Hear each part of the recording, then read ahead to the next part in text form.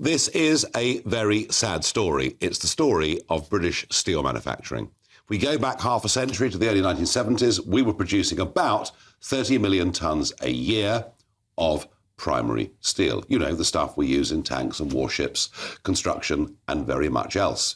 Since then, the industry in terms of jobs has declined by over 90%. And we're now, in terms of primary steel, just got 2 blast furnaces left up in Scunthorpe, the ones in South Wales, of course, going through the process of closing down pretty much as we speak.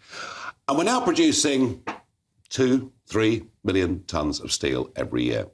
Is this because we don't use steel anymore? No, we're using as much, if not more, steel than we ever did. We're just not making it here. And the primary cause of our problem are insane energy prices because of net zero policies adopted by the last few governments. Our industrial electricity is the most expensive of any country in the world, and that puts us at a massive handicap. The other big problem has been China. China flooded the market with steel just a few years ago, massively overproducing, selling much of it at a loss, but in doing so, actually shutting out many other of the Western manufacturers. And I used to work in that industry and I know a fair bit about it.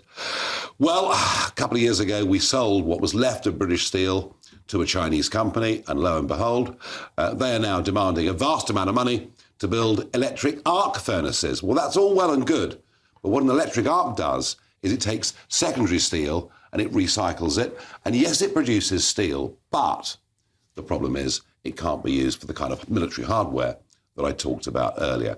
The other problem with electric arc furnaces is they use not coal, but vast amounts of electricity, and I've explained that problem already. So I wonder, can the steel industry, or can actually any heavy manufacturing now survive in our country?